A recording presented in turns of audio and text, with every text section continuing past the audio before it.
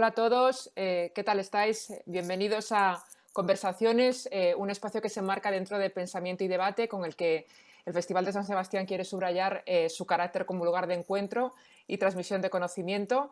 El diálogo de hoy tiene el lujo de contar con Francisco Ramos, vicepresidente de contenido en Latinoamérica de Netflix, que va a conversar con dos productores, con Agustina Chiarino y con Olmo Figueredo, sobre los retos y oportunidades del sector de la producción independiente y la industria audiovisual en general.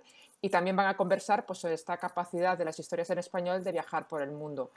Yo personalmente desde aquí quiero dar las gracias tanto al Festival de Cine de San Sebastián como al Industry Club y a Europe Creativa Media Desk por hacer esto posible y por darme la oportunidad, por supuesto, de conducir esta sesión. Sé que los conocéis de sobras, pero permitidme que haga una breve reseña biográfica de las tres personas que van a compartir hoy esta hora de charla. Francisco Ramos pues pasó sus primeros años en México, terminando secundaria en el año 86. Después de graduarse se mudó a España en el 91, donde vivió hasta unirse a Netflix en 2017. En España trabajó en Grupo Z, una empresa de medios, y en Antena 3 Televisión, donde fue jefe de adquisiciones y programación. Trabajó en Aurum, que en ese momento era el distribuidor independiente líder en España y el distribuidor de películas de New Line, Morgan Creek, Spyglass, Miramax, entre muchas otras.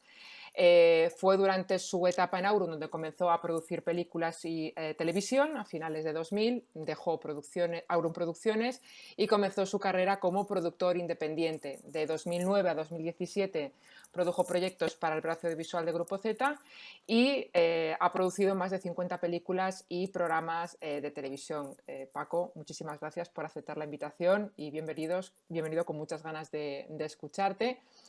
Con Paco van a conversar en primer lugar Agustina Chiarino, que es productora cinematográfica de 15 largometrajes latinoamericanos estrenados en los festivales de cine más importantes del mundo, que han obtenido más de 100 premios internacionales y se han estrenado en más de 30 territorios. Ha sido responsable durante 8 años del área de coproducciones en Canal 10 de Uruguay. Es docente y tutora en Biennale College, en BioBioLab, en Puentes, que organiza junto a EVA Internacional. Forma parte del comité de preselección del Foro de Coproducción de San Sebastián. Dos de las películas de las que es coproductora, Alelí, Monos y Las Herederas, están en Netflix, con lo cual yo creo que va a dar un punto de vista muy interesante a esta conversación.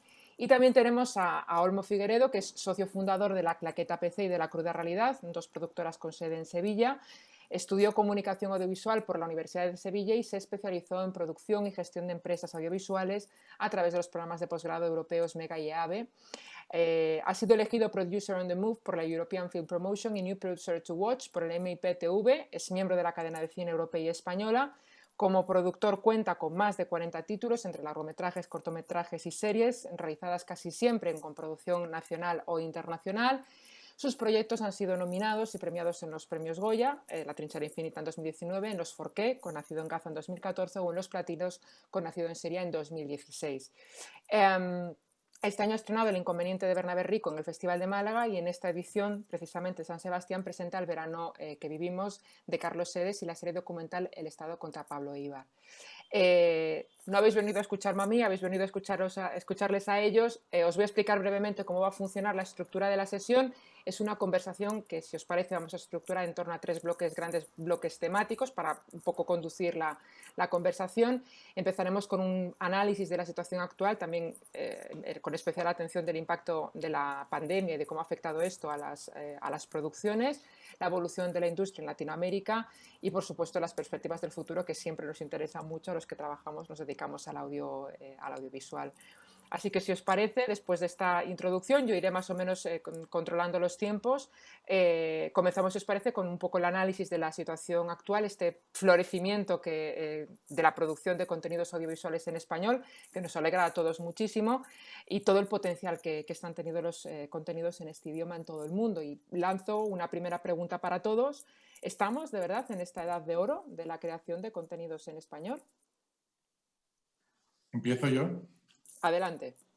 Bueno, en primer lugar, gracias Elena, gracias Olmo y gracias Agustina y gracias al Festival de San Sebastián y a su director por esta invitación y por este bloque de tiempo que nos dan para compartir y dialogar un poco. Yo primero quisiera decir que creo que la edad de oro del relato en español, del relato en castellano, empezó hace más de 500 años con Cervantes, y entonces a partir de ahí creo que es un idioma tan vehicular en que une tantas civilizaciones o tantas culturas a través de Latinoamérica y evidentemente de España, y con tanta conexión con la cuenca mediterránea, etcétera, que creo que evidentemente ahora con las propuestas de todos los países de Latinoamérica de contenido en español, sí estamos pasando un momento en el cual estamos destrozando o estamos destruyendo una barrera consolidada de que lo español es para España, lo mexicano para México, lo uruguayo para Uruguay o lo chileno para Chile. Creo que la cultura o lo que nos vehiculiza, lo que nos unifica es nuestro idioma y trazos culturales sustanciales muy importantes, al margen de que cada país tiene luego su cultura muy potente. O sea que creo que sí, que es una oportunidad increíble y que estamos pasando un momento para lo castellano, para lo español, muy importante. No sé qué opináis, Agus, Olmo. Bueno, mira, creo que es un momento de muchas oportunidades. A nivel global está cambiando muchísimo, como sabemos, la distribución, las formas de producir, y eso conlleva también a que se abran nuevas puertas para poder producir de otra manera o para generar nuevos contenidos.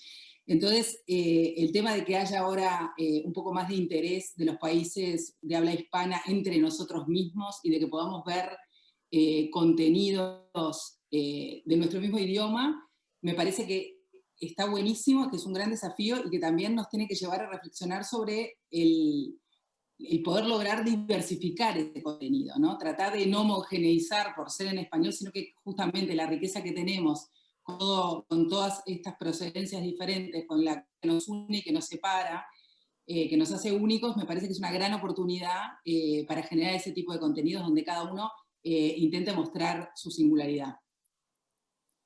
Sí, de diversidad al fin y al cabo, ¿no? Yo, a ver, está claro que no es que antes no existiera producción en español apreciable, obviamente que siempre la ha habido, pero quizás no.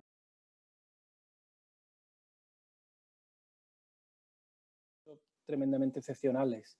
Yo creo que la irrupción de las plataformas, pero principalmente de Netflix, ha llevado a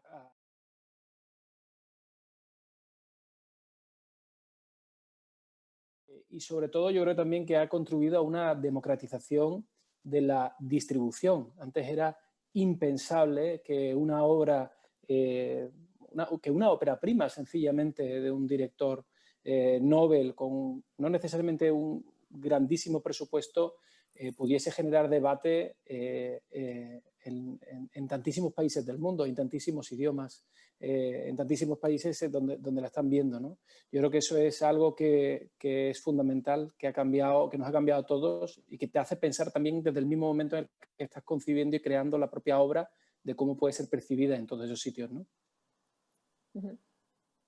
Claro, completando lo que decís ambos, creo que lo interesante es, y el punto de Agustina, es precisamente el idioma de alguna manera nos vertebra, pero eso no quiere decir que construyamos una cultura única, sino que utilicemos precisamente ese idioma vehicular para potenciar lo específico de cada una de nuestras culturas hispanas, porque creo que es precisamente lo que permite este mundo hispano, este mundo latino, es entender que lo mexicano tiene que ser mexicano, lo colombiano, colombiano, etcétera, y es precisamente esa especificidad y ese punto de vista y esa mirada única que aporta cada creador, sea el director, el productor, el showrunner, ahora que llamamos showrunners, a ese proyecto, lo que lo hace mexicano y a la vez universal.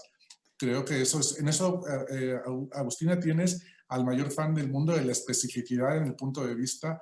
Creo que sin especificidad perdemos la identidad y la fuerza narrativa que tenemos los hispanos, los latinos. Yo hay una palabra que la verdad que la odio con locura, pero que al final siempre terminamos utilizando porque, bueno, lo define bien, pero esto del local, ¿no? Que tanto se habla, al final de lo que estamos hablando es de que sea auténtico, ¿no? Que sea local y que cuentes tu historia. Y yo creo que a todos nos ha pasado que muchas veces nos hemos encontrado con directores jóvenes o no tan jóvenes que tienden a pensar en que quizás su historia llegará a más rincones del planeta si se cuenta en inglés. Y creo que nos estamos dando cuenta que no es así. Capaz, a mí me encantaría saber por parte de Paco, a ver si nos podés contar un poquito cómo funciona, ya que hablando de originalidad, cómo funciona como el Netflix original. Agustina, que te nos cortas. Sí, pero creo que entendí lo que me quería Sí, creo preguntar. que ella te quería preguntar cómo funciona Netflix en relación con los contenidos originales en Iberoamérica y por qué apuesta tan fuerte por contenido en español. Perdona, Agustina, que te nos has cortado un momentito, entonces le estoy reformulando la pregunta que querías hacerle para darle un poquito de continuidad. Básicamente, la razón principal o la motivación principal que nos lleva a tener contenidos locales e ir expandiendo paulatinamente nuestra presencia local a varios, cada vez a más países en el mundo, es la convicción que tenemos de que la combinación en la plataforma del mejor contenido que proviene de cada país del mundo, si no tuviese para los miembros de México o de España o de Brasil o de cualquier país de Latinoamérica o de Hispanoamérica, también su relato local carecería de una especie de mirada global que creo que lo que nos hace únicos. Y eso, o de momento únicos, porque tenemos muy buenos competidores que van a seguramente pensar lo mismo que nosotros. Tampoco es muy complicado entender que un mexicano o un español, además de querer leer las mejores novelas que vienen de todo el mundo, quiera leer las mejores novelas que vienen de su país por razones evidentes e identificatorias, porque en el fondo el relato audiovisual proviene del relato escrito, la necesidad de identificarnos con las historias que nos cuentan. Y a lo que decías, Olmo, te identificas con la historia que te cuentas si el impacto pasa por la autenticidad y la verosimilitud absoluta. Yo creo que la construcción del verosímil en cualquier relato de ficción, y Elena es experta analítica de relato de ficción, pasa por la verosimilitud. Cuando no hay nada más triste que cuando yo hacía una película y estaba en el cine y yo iba incógnito, no conocía la gente, evidentemente, y escuchaba, no me la creo, y yo me quería morir porque lo que crees es que te creas, la gente te crea, entonces tus cuentos, o sea. Y creo que ese es el éxito, el impacto a través de la verosimilitud, de que esa historia solo puede suceder en ese momento y en ese sitio, y eso es lo que nos interesa del relato original que hacemos en cada país, completar una oferta que tenga para el espectador de los países en los que estamos avanzando un fuerte arraigo en lo que les hace pensar, les hace reír, les hace llorar, les hace debatir, les hace emocionarse. Creo que eso es lo que perseguimos. Y Paco, sabiendo entonces que para vosotros es fundamental que lo local realmente funcione, que la película, que la serie primero tenga el impacto en tu propio país y luego, por supuesto, lo ideal es que funcione también fuera, ¿cómo trabajáis en los distintos países? ¿Cómo trabajáis con esos distintos modelos de producción? Porque al fin y al cabo vosotros tenéis un territorio que, bueno, a mí me resulta casi inabarcable. ¿Cómo lo planteáis en todos estos países? Lo primero que estamos haciendo también paulatinamente, es un proceso paulatino y es la estructura de contenidos originales internacionales es reciente, es de 4 o 5 años, es pensar que tenemos que apoderar, o como dicen ahora, empoderar, pero tenemos que apoderar a ejecutivos locales en cada país para que vayan construyendo o tejiendo poco a poco el enramado de relaciones locales con el vínculo, y entonces en España tenemos un equipo, en Francia tenemos un equipo, etcétera, y en aquellos países en los que no tenemos oficinas, las personas que están en la oficina central, por ejemplo Europa, Ámsterdam, o en el caso de Latinoamérica, México, eventualmente, hay argentinos que trabajen con los productores argentinos, haya colombianos que trabajen con los productores colombianos. Me parece que ese es un primer paso. Y el segundo paso es que como tampoco podemos construir un tapiz diverso y completo, seguir recurriendo todo el tiempo a los modelos más tradicionales de las coproducciones, de las licencias, lo que ya está hecho. Nos parece que siempre y cuando logremos tener la mejor oferta posible para nuestros miembros en todo el mundo y en cada país, en el caso del contenido local, no podemos renunciar a ningún modelo, sino precisamente al contrario, estar abierto a aquel modelo que sea más eficaz para llevar a buen fin ese proyecto y que esté en Netflix de alguna manera u otra. Te voy a hacer una pregunta. Sé que cada película es un prototipo y que no hay modelos que expliquen, ni modelos de negociación tampoco que expliquen las películas, ¿no? Y cómo se hacen. Pero a grandes rasgos, ¿nos podés explicar qué es un Netflix Original y qué modelos grandes, así como 2 o 3 modelos que tengan de coproducción? Yo diría que el Netflix Original es aquella película que financiamos en su integridad y que estará única y exclusivamente en Netflix, como puede ser en el caso de España, pues la primera que hicimos, que fue de Fede Tarras, por decir algo. Entonces, por poner un ejemplo. Y luego a partir de ahí los modelos varían y pueden ser desde que compremos solo los derechos de Pay One y los derechos en el resto del mundo, en algunos casos, como puede haber pasado con La Trinchera Infinita, donde Olmo puede hablar mejor que yo de ese acuerdo, pero solo teníamos la primera ventana de Pay, luego la película, después de pasar por Netflix, pasa a Televisión Española, pero en el resto del mundo es exclusiva en Netflix, por lo que es una híbrida relación donde permite además al productor que en su país de origen la película tenga una explotación tradicional o convencional y en el resto del mundo llegue a todos los lados como a la vez y sea vista masivamente, porque sabemos que las películas tienen un camino más difícil fuera de su país de origen normalmente y que La Trinchera Infinita luego tuvo muchísimas nominaciones a los Goya y a los premios andaluces y ganó el Forqué, etcétera, por lo que fue como dicen los americanos, un win-win para Netflix y desde luego fue un win-win para los directores, en este caso, y el productor, o los productores. Luego hay modelos donde solo tenemos los derechos de España, de Pay One, porque el productor prefiere vender directamente, como pasó con la última película de Pedro Almodóvar, donde solo teníamos los derechos de España.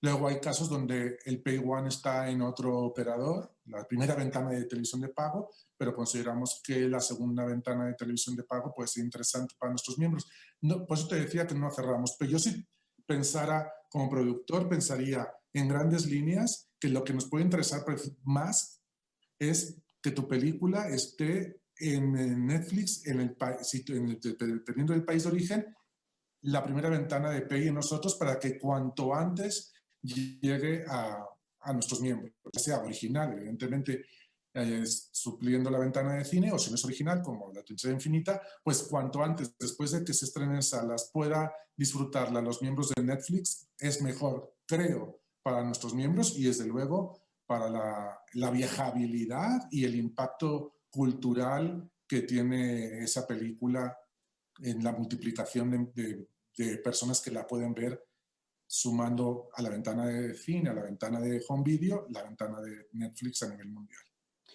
Sí, yo con respecto a lo que estabas diciendo sí que quiero compartir una cosa con respecto a la experiencia, porque a los productores muchas veces nos da miedo. O sea, es que Netflix es algo tan grande hoy en día que muchas veces como que nos cuesta darnos cuenta que al final estamos hablando con personas. Y sí que creo que una de las cosas que me gusta destacar con respecto a La Trinchera es la flexibilidad que ha tenido Netflix también en ese sentido. O sea, que no todo es, que no es matemático, que no aplicáis con cada película un mismo modelo. Y en el caso de La Trinchera, recuerdo que ha sido una conversación muy, muy abierta y con Juan Main incluso le planteamos, oye, pues todavía en Francia nos gustaría, porque necesitamos el theatrical y vamos a ir ahora octubre en theatrical, y luego en Estados Unidos ni siquiera se ha estrenado todavía, a la espera de saber si la película pudiera ser, ¿no?, candidata o no de España para los Oscars. Yo siempre he encontrado eso, que realmente sí que hay una conversación fluida. Por eso insisto que tener a los ejecutivos que están involucrados emocional y socioculturalmente con el caldo de cultivo de la producción en los países, teniendo, en el caso del cine, teniendo a Juan Main y a Teresa Moneo en España, dedicados prácticamente su trabajo es hablar con todos vosotros todo el tiempo que haga falta, y sabes tú que te contestan el teléfono y que te dicen sí, que te dicen no. Y en el caso de las series tenemos también a Diego y a su equipo, a Diego Ábalos y a su equipo, que su trabajo es precisamente que sentáis, que es vuestra casa, y en el caso de Latinoamérica pues tenemos a Rodrigo Mazón, y en el caso de Argentina y de Uruguay tenemos a Augusto, que es precisamente un argentino que está dedicado, nadie más que un argentino. Dicho esto, no siempre vamos a encontrar el acuerdo, por la razón que sea en cada caso, pero la intención es encontrar el acuerdo. Paco, y ahora bueno, con el tema de la imposibilidad de los rodajes y todo eso, han empezado a comprar bastante contenido ya filmado, digamos, películas ya hechas, ¿verdad? Bueno, sí, los equipos de licencias, que en este caso, tanto en el caso de México como en el caso de América Latina, coincide que están en las mismas personas, que Juan es en España y Augusto en Latinoamérica. Bueno, y Juan también está, lo tenemos híbrido haciendo México también. Si ven oportunidades interesantes de licencias, sea de primera ventana, segunda ventana o catálogo, que piensen que es interesante, lo van a hacer. Lo que es importante es que pensemos que algo que no hubiesen querido comprar hace 8 meses, antes de la pandemia, por la razón que sea, no puede convertirse en interesante para los miembros en este momento, porque en el fondo nosotros nos debemos a nuestros miembros. Entonces, ni vamos a hacer nada que no hubiéramos hecho, ni vamos a hacer algo vamos a dejar de hacer algo que sí hubiéramos hecho. Creo que eso es importante, porque creo que la coyuntura es, oye, valga la redundancia y me van a reñir los lingüistas, pero la coyuntura es coyuntural, y tenemos que seguir pensando cuál es la mejor oferta para los miembros. Pero la licencia es interesantísima. A mí me parece que la licencia de contenidos de vuestros catálogos, lo que ya habéis producido en el pasado, es interesantísimo para continuar completando una programación diversa y compleja, y que tenga también temporalidades distintas, porque la temporalidad también aporta distinta razón por cuál se hizo esa película o esa serie hace 10 años, y nos permite vernos a nosotros mismos 10 años después o 15 años después. Revisitar películas de hace 15, 20 o 50 años me parece increíble. Ahora que me he mudado a México, de repente veo que en el catálogo de Netflix de Latinoamérica tenemos cosas que no tenemos en el por razones de ventanas y de derechos, en el de Estados Unidos, y estoy emocionado porque el máster del Padrino en Netflix Latinoamérica está increíble, y me las he visto otra vez.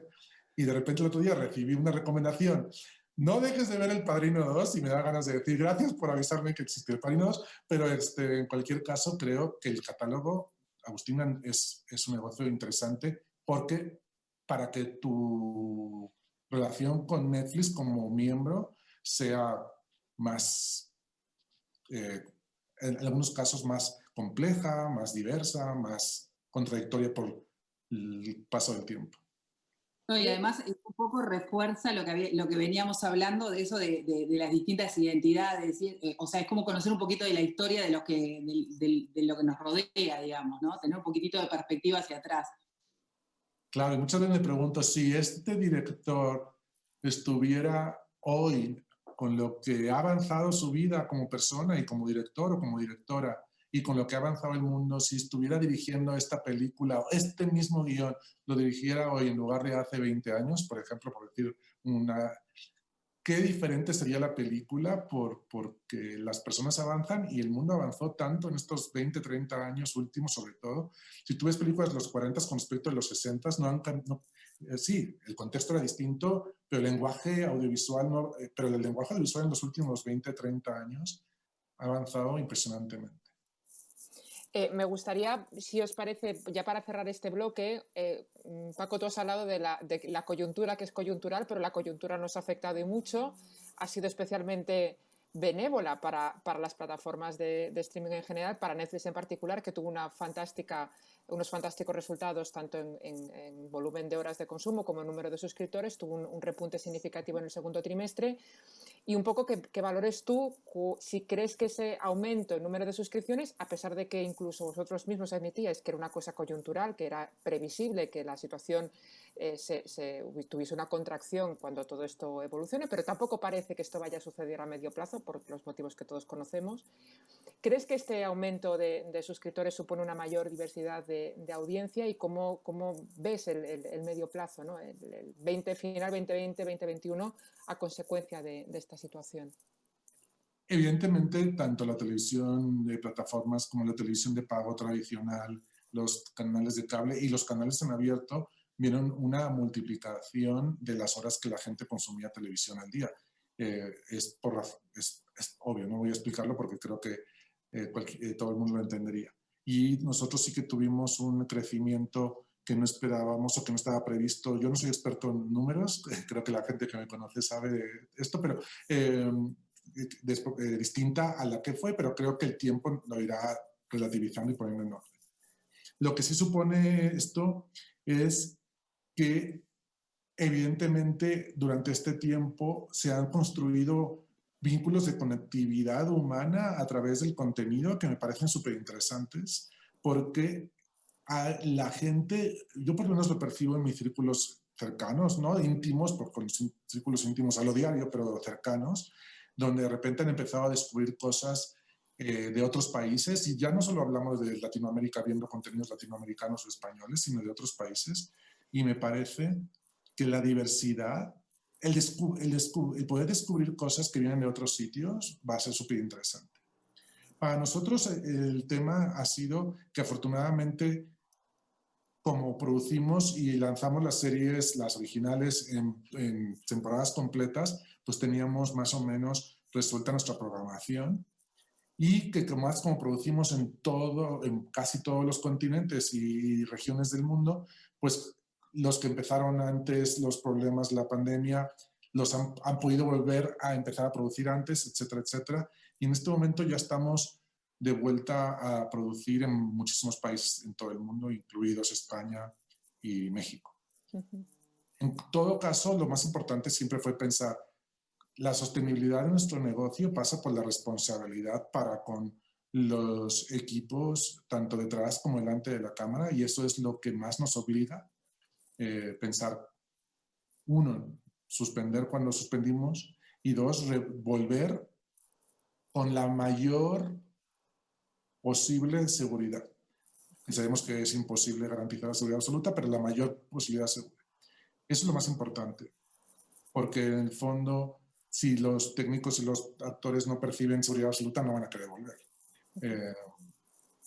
Pero creo que es interesante ver la responsabilidad que estamos advirtiendo increíble en los técnicos, en los actores, en los productores, de un caldo de cultivo de responsabilidad mutua, donde ya no solo tienes que ocuparte de ti mismo, sino que sabes que protegerte y cuidarte tiene un impacto para con tus compañeros de las producciones, de los equipos. Eso me ha impresionado muchísimo y vamos bien.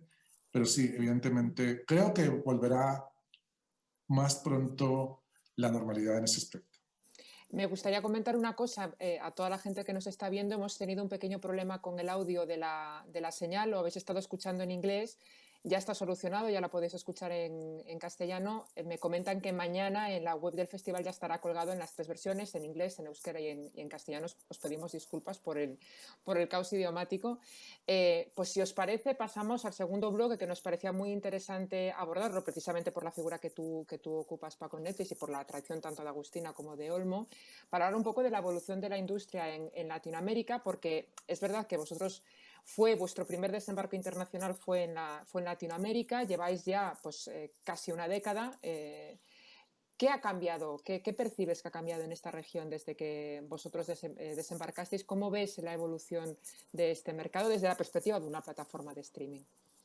Creo que lo principal en cuanto a lo que nos ocupa, que es el contenido original o el contenido general en español, creo que lo que ha pasado principalmente es que el crecimiento en el número de miembros nos va permitiendo cada vez poder ser más ambicioso en la dimensión y en la ambición narrativa y creativa de los proyectos por razones obvias, porque la base es mayor, entonces puedes pensar en cosas que,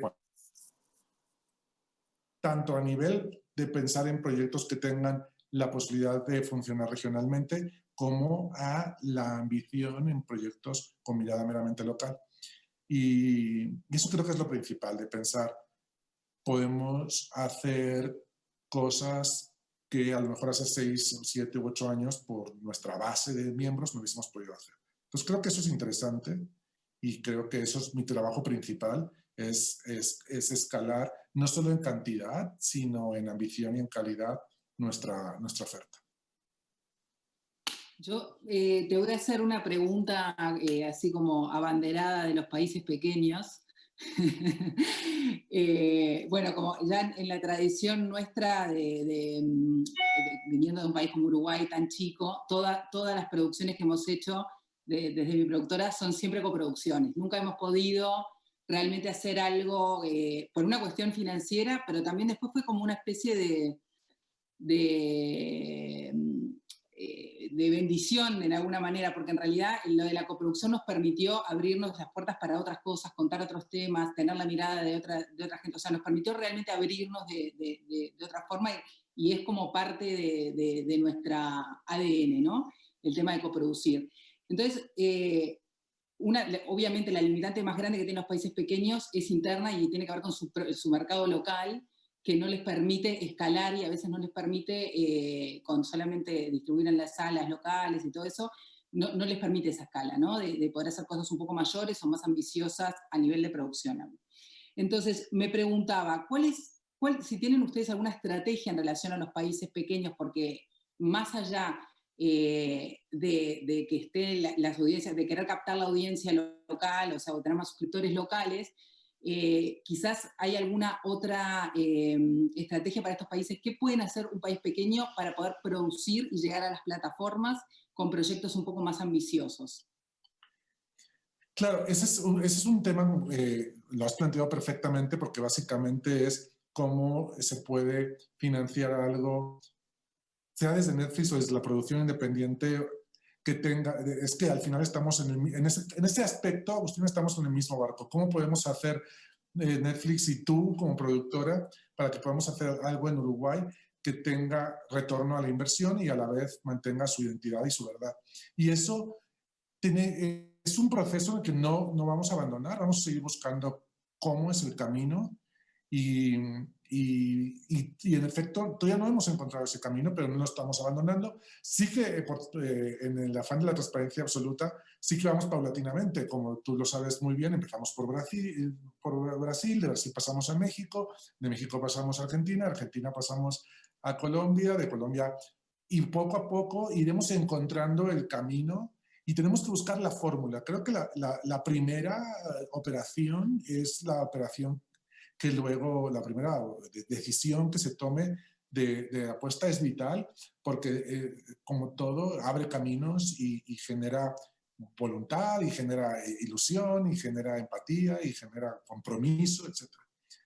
Y en cada país es distinto. Creo que la ventaja concreta, y no es para hacerte la pelota, pero creo que la ventaja concreta que tiene Uruguay es que tiene mucho talento. Creo que hay gente muy talentosa en Uruguay y tenemos que trabajar. Y a mí me hubiera gustado pasar este año más tiempo en Argentina y en Uruguay y en Chile, pero todos mis planes se fueron truncados porque creo que tanto Augusto como yo pensamos que tenemos que encontrar el camino. Y sé que Augusto está pensando en cosas, igual tienes más información tú de lo que está pensando Augusto que yo, pero algo tenemos que encontrar, porque encontrar el camino en un país como los más pequeños, como puede ser Perú, Ecuador o Uruguay, que son, digamos, los tres que seguirían, es importantísimo para el crecimiento de la industria local y para la diversidad de la programación, porque el crecimiento de la industria local parece una cosa que voy a decir como de perogrullo, pero cuanto más crece la industria local, mejores cosas se hacen.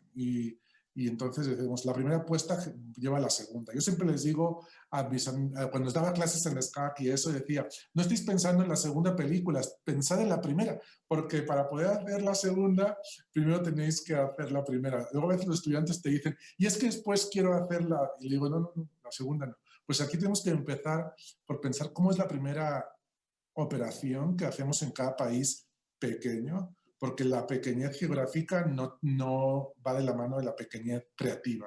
Creo que eso no tiene nada que ver. Hay directores en países pequeñísimos, en todo el mundo, que son impresionantes y productores llenos de ideas y de talento en todo el mundo. Vamos a trabajar en ello, te lo prometo. O sea, me comprometo. No, ¿sabés qué? Capaz que una de las pistas que pueden ser también es porque todo el mundo piensa como en las series o en cosas más grandes, y de repente el camino para los países más pequeños es justamente la película, o sea, más individual, o sea, un camino que es un poco más moderado para escalar también, porque lo que vos decís, la creatividad está, pero a veces falta también esa industria que apoye atrás, los técnicos que tengan el nivel suficiente, o sea, hay un montón de cosas que se tienen que desarrollar paralelamente con... Claro, y buscar además dónde está la fortaleza de la industria audiovisual de cada país, porque creo que hay, por ejemplo, en Chile hacen unas comedias maravillosas, como sabes bien, entonces a lo mejor, pero las comedias chilenas no viajan fuera de Chile. Cada país tiene su particularidad y su peculiaridad, y creo que es por ahí donde, ¿cuál es la fortaleza de cada país? Creo que es el equipo, tenemos que trabajar desde nuestro lado en identificar cuáles son las fortalezas de cada país. Ya hemos tomado el riesgo de la primera serie portuguesa y llegará, te lo prometo que llegará. Bien. Paco, antes hablabas del crecimiento de la industria local y lo importante al fin y al cabo que es para Netflix. Hace un año, creo que ya hace un año, ¿no? que presentasteis vuestros primeros estudios aquí en Madrid, con la Madrid Content City. Yo quería preguntaros, ¿cuál es el impacto, cuál es la valoración que vosotros hacéis de esta irrupción en cuanto a estudios y luego saber qué otros planes tenéis con respecto a si vais a ampliar esa red de estudios fuera de Madrid, en España, pero también en otros países de Latinoamérica? Yo creo que la razón principal por la que se hacen operaciones como esa o similares que tenemos en otros países del mundo, en Estados Unidos, en Canadá, en Inglaterra principalmente, es para garantizar que vosotros, los productores, tenéis a vuestro alcance medios de primer nivel para poder llevar a cabo vuestras producciones, porque en el fondo, en los tres platos que están operando en este momento en la Ciudad de la Tele o en Madrid Content City, están filmando producciones producidas por productores independientes. Entonces creo que es importante que tú pienses que si hay mejores, no solo hay mejores directores y guionistas, sino que además tienen que tener los mejores medios de producción para poder producir a la altura de esto. En cada caso, en cuanto preguntas sobre la expansión, en cada caso lo valora el equipo de medios de producción y deciden, de la mano de los equipos de contenidos, si es interesante apostar por eso, pero creemos que lo importante es eso, que se garanticen medios de producción de primer nivel paulatinamente. Y creo que en España está bien tener más platós y más platós. Creo que es bueno porque se vaya convirtiendo España en un país de recuperar esa cosa de producción de muy buena calidad a muy buenos costes en general en España y históricamente Madrid y Barcelona han producido mucho, pero ahora Sevilla también está produciendo mucho. Cada caso se analiza individualmente. Y bueno, ya que estamos hablando de estudios, de vuestros primeros estudios, también el año pasado, es que claro, Netflix, es que claro, uno echa la vista atrás y hace 6 años Netflix no había llegado a España y la rapidez con la que ha tenido la penetración aquí en España y en todo el mundo ha sido tremenda, ¿no? Pero ya el año pasado estábamos viendo que Netflix había adquirido su primera sala de cine en Nueva York. Ahora este mes, no sé si ha sido en mayo, cuando habéis comprado también el Egyptian de Los Ángeles. Esta estrategia también, ¿qué conocimiento tienes sobre la estrategia de Netflix con respecto a continuar esa estrategia de compra o adquisición de salas de cine tanto para España, Europa o América Latina? No me consta que en este momento estemos pensándolo, pero también como lo de los estudios no lo descartamos, concretamente en España, quiero decir. No lo descartamos, pero tampoco es nuestro negocio central. Nuestro negocio central es producir, pero cada caso se considera producir y luego emitirlo a nuestros miembros, quiero decir. Cada caso se considera individualmente por los equipos de prensa, de comunicación, etc. Hay un tema, antes hablamos de la flexibilización, ¿no? Y que realmente la comunicación como solo es muy fluida, pero sí que muchas veces ocurre hablando con compañeros que quizás una de las dudas que existe con respecto a Netflix y las películas que en un momento dado podemos vender a Netflix es qué va a pasar con la estrategia, no solamente de salas, sino sobre todo en festivales, ¿no? Es decir, bueno, pues sabemos que aquí en Primera Ventana, en España, sí que vamos al Theatrical y vamos a salas de cine fácilmente, pero en el resto del mundo muchas veces, digamos, como Netflix quiere estrenar tan pronto, a veces no nos da la posibilidad de hacer una estrategia en festivales de cine que, en la opinión de muchos de nosotros, creemos que también puede ayudar a que tenga más repercusión, más visibilidad, bueno, pues todo lo que es el paso por festivales.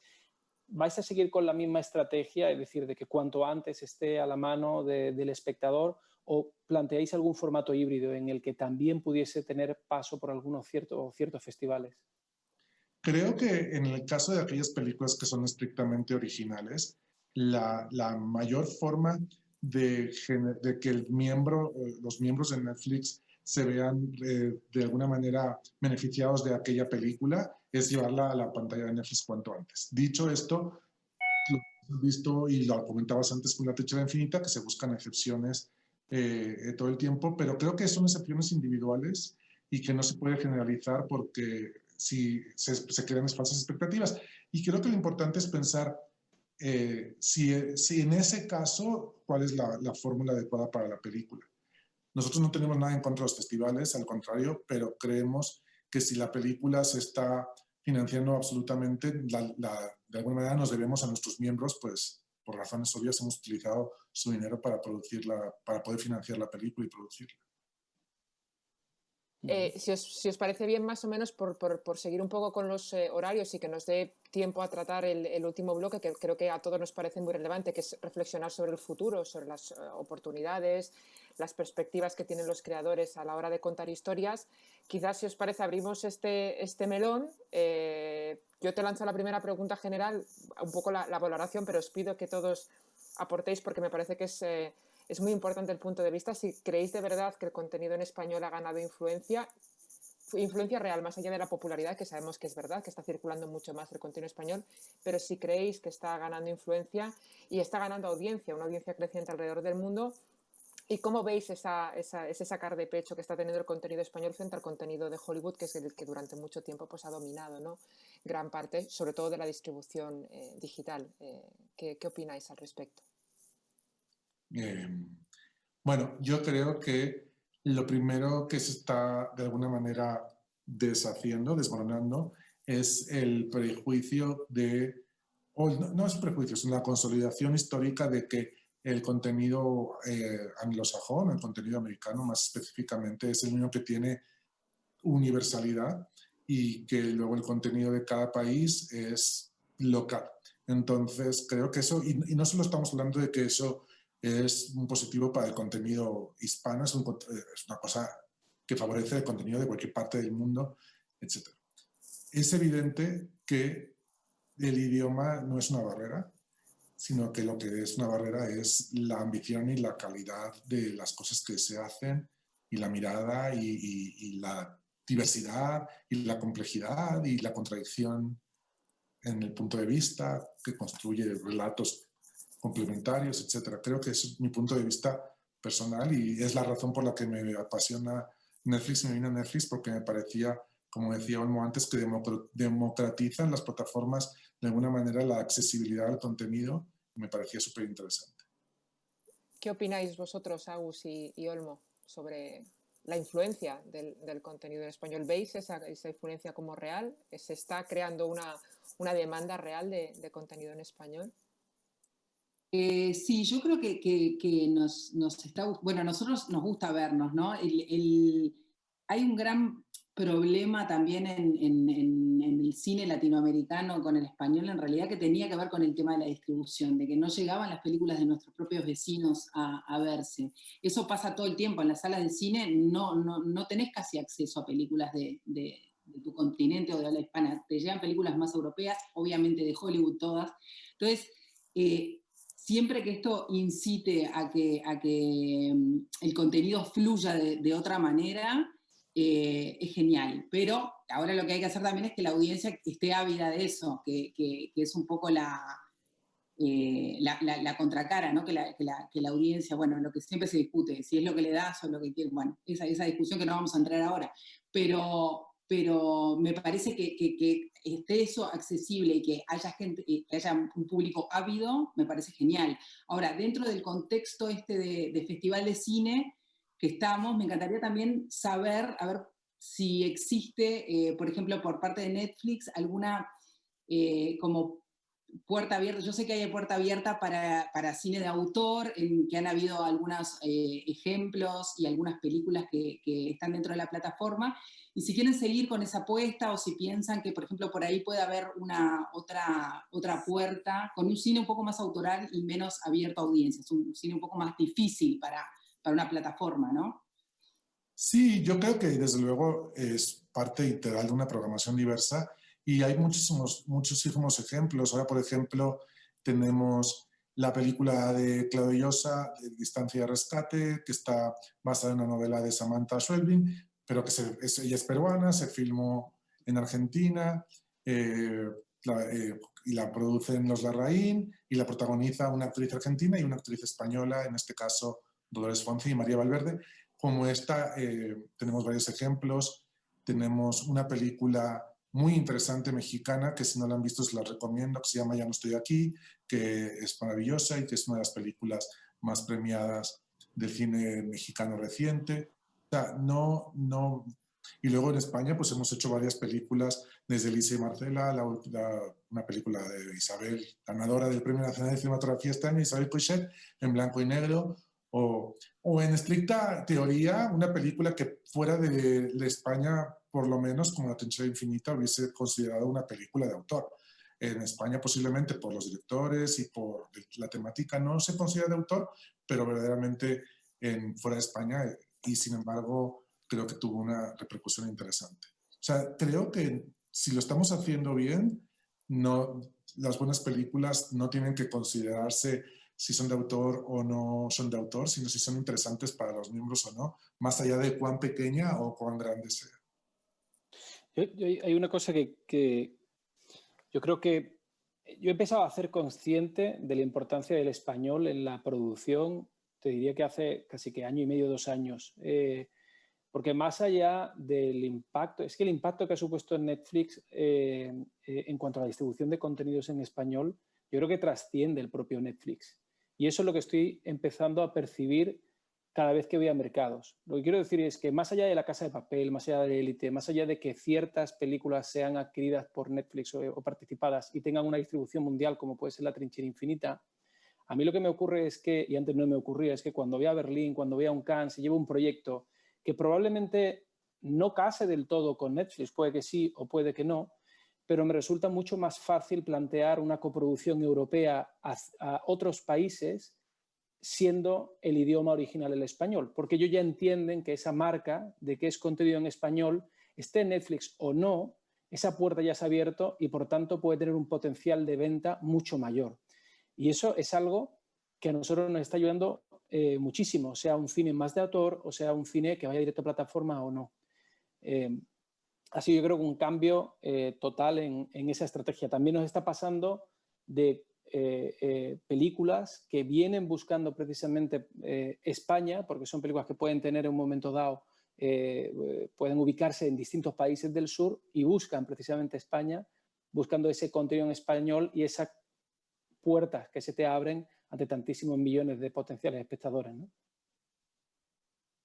Claro, es que terminamos volviendo siempre a lo que dijimos los 4 cuando empezamos, que el valor vehicular de un idioma lo han aprovechado los americanos y nosotros tenemos que aprovecharlo, porque si de entrada tienes la capacidad de llegar sin tener que doblar o subtitular a 500 millones de personas, no estoy diciendo que tengamos 500 millones de miembros en Hispanoamérica, pero a 500 millones de personas a través de cualquier medio de distribución, no estoy hablando solo de Netflix, ya tienes un punto de acceso que no tiene nadie más que precisamente los americanos con el inglés, nosotros con el castellano, los chinos y los indios. Fuera de eso, ningún otro país tiene esa capacidad de, como mi propio idioma, tengo una base potente, ¿no?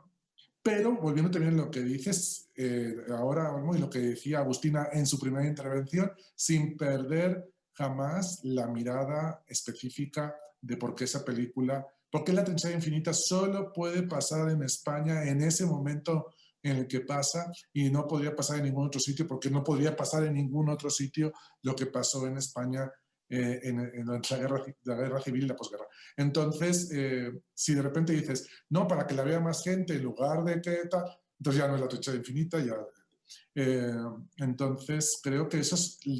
Y creo que lo que a los latinos les interesó de la película es precisamente eso y precisamente los puntos de conexión, porque en prácticamente todos los países de Latinoamérica, posiblemente en todos, hemos vivido dictaduras, guerras civiles y posguerras, por lo que el proceso identificatorio es mucho más amplio cuando de repente dices la dictadura de Argentina, la dictadura también existió y el cine de la dictadura argentino históricamente viajó por toda Latinoamérica y viajó a España con muchísima fuerza. La historia oficial viajó por todo el mundo y ganó un Oscar. Entonces, creo que pero la historia oficial solo puede pasar en Argentina, porque solo en Argentina pasaba lo que pasaba con los hijos entonces, volvemos a lo mismo. Y bueno, debo decir que hay mucha gente que todavía aquí en España sigue pensando que esa película que no está ni siquiera en español porque no llega a entender el andaluz, que es una película realmente tan castiza, pero efectivamente, yo creo que yo soy de Sevilla, tú lo sabes, y hay un director que amo muchísimo, que es Alberto Rodríguez, que yo creo que nos abrió la puerta a muchos de nosotros y que ha sabido contar las historias desde ese origen y sabía perfectamente que la policía en Sevilla no puede ser la misma de Nueva York, no se tiene que pedir unos donuts, sino tiene que pedirse una cerveza con unas almendritas. Yo creo que esa es lo local, la forma, lo exótico es lo que al final te atrae. Yo si veo una película danesa, pues lo que quiero ver exactamente lo que ocurre allí, obviamente, no algo completamente guiado. El cine de Hollywood ya ha llenado muchas horas y tenemos mucho para ver. Yo pienso que el director, perdón, Agustina. Perdón, no, y que renunciamos, ¿se acuerdan que antes todo lo veíamos en español neutro? Era una pesadilla el español neutro, porque no era nada, sí. Era algo que no era nada, no te llevaba a ningún lado. En cambio ahora estamos viendo las lenguas de verdad, los modismos, eso que le da frescura, ¿no? Porque lo otro es muy acartonado, es una cosa que no tiene autenticidad. Paco, te íbamos a hacer una gran pregunta final. Lo que tú quieras. Se la hago la gran pregunta final, porque en realidad si la sabés tenemos la varita. Sí, de hecho os iba a decir que ya para poner un broche cerramos con una última pregunta, que ya estamos casi cerrando el tiempo, o sea que me parece fantástico. Adelante. Bueno, entonces, ¿qué tipo de historias faltan contar? ¿Qué es lo que están buscando? Yo creo que en cada país es distinto, pero si me preguntases sobre Latinoamérica específicamente, que es donde estoy muy enfocado en este momento, creo que donde estamos indagando más es en aquellas historias y estamos yendo poquito a poquito, como por ejemplo Yo no estoy aquí, que es una licencia, pero que es maravillosa, se la recomiendo, en las historias que de alguna manera empiecen a construir un camino para indagar en las historias más diversas en todos los aspectos de cada país y de cada cultura. Hablo desde contar las historias más regionales en algunos países, como puede pasar en países como México o como Brasil, donde cada región es un universo. Entonces estamos empezando a explorar por ahí. Y luego creo que otra cosa que estoy convencido que tenemos que avanzar es que para que haya precisamente esa diversidad tenemos que apoderar no delante de la cámara, sino primero detrás de la cámara a miradas diversas para que sea orgánicamente verosímil lo que luego termina delante de la cámara. Entonces creo que es el siguiente paso en la evolución, es la diversidad en las historias que contamos para completar el tapiz. Y Paco, más allá de la ficción, ¿cuál es vuestra estrategia? ¿O vais a seguir apoyando el camino de la no ficción, del documental, de la animación? Desde luego el documental nos parece interesantísimo porque a mí personalmente, yo nunca me iría a producir un documental porque no sabría, pero me parece que el documental es muy importante y muy interesante, y que además me parece que el documental a veces construye de repente como espejos muy curiosos con respecto de la ficción, que como que complementan el círculo, y de repente no te das cuenta que pasa así cuando hay muchos documentales en un país y muchas películas buenas en un país. De repente dices, uy, tengo el círculo completo. Y creo que es importantísimo, y en España se hace muy buen documental. Y ya no te quiero contar la tradición que tiene Latinoamérica y sobre todo países como en Sudamérica de documentales.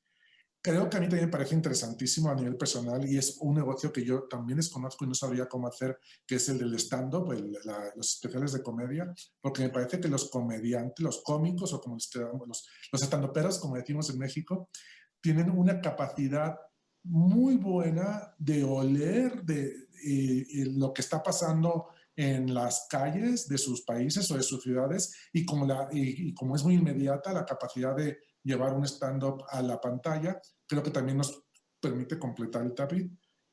O sea que me parece que sí. Y tan es así que en los países estamos armando equipos donde haya expertos en documentales y en series de no ficción, de la mano de expertos en ficción, como estamos ahora en España, que sabes mejor que yo que ya el equipo de ficción hace ficción y el equipo de no ficción hace no ficción, y lo mismo tenemos en Latinoamérica, que tenemos a Bernardo específicamente dedicado al documental, y a Gusto específicamente, en el caso argentino, específicamente dedicado a la ficción. Se nos ha acabado el tiempo. Yo me he vuelto loca cogiendo notas. Creo que la voy a volver a ver muchas veces para coger todavía más notas de las que he escogido, pero si me tuviese que quedar con unos cuantos titulares de la sesión, hemos hablado de derribar barreras y de que, desde luego, lo comentaba Paco, que el idioma no lo es. Hemos hablado de oportunidades, de diversidad, de democratización de la distribución, de autenticidad, de arraigo del relato, de viajabilidad, de más descubrimiento, de ambición y, sobre todo, de crecimiento de la industria local. Yo creo que es unos bullet points muy interesantes de optimismo hacia la industria, de optimismo hacia el mercado y, desde luego, de optimismo hacia las historias contadas en español. De verdad, muchísimas gracias por vuestro talante, por la generosidad, por todo lo que nos habéis contado. Creo que ha sido una hora muy fructífera para todos. Desde luego, para mí, a mí se me ha pasado volando, me lo he pasado pipa. Me quedaría mucho más tiempo, pero no nos dejan. Os quiero dar las gracias. Gracias también al Industry Club, que sé que se ha esforzado muchísimo para hacer esto posible, al Festival de San Sebastián, y recordaros que dentro de Marco de Pensamiento y Debate hay 2 charlas más muy interesantes los próximos días. El jueves a las 6, conversaciones con Ted Hope, que será entrevistado por John Hopwell de Variety, y el viernes a las 10, Cinemadía y Technology, que además de una presentación de proyectos empresariales basado en la aplicación de tecnologías innovadoras, tendrá una masterclass a cargo de Mark Orts sobre sonido audiovisual del origen hasta full immersive. Ojalá la próxima que volvamos a coincidir pueda ser en persona, ya después de toda esta pandemia, y podamos de verdad luego tomarnos unos zuritos, que es lo que toca cuando uno es en San Sebastián. Pero me ha encantado formar parte de esta mesa, y bueno, que tengamos la oportunidad de compartir, o de mate, o de compartirlo en un futuro. Muchísimas gracias, de verdad, de corazón. Gracias a ti, Elena, y gracias, Olmo. Muchas gracias a todos. Gracias a todos. Muchas gracias. Adiós. Chao.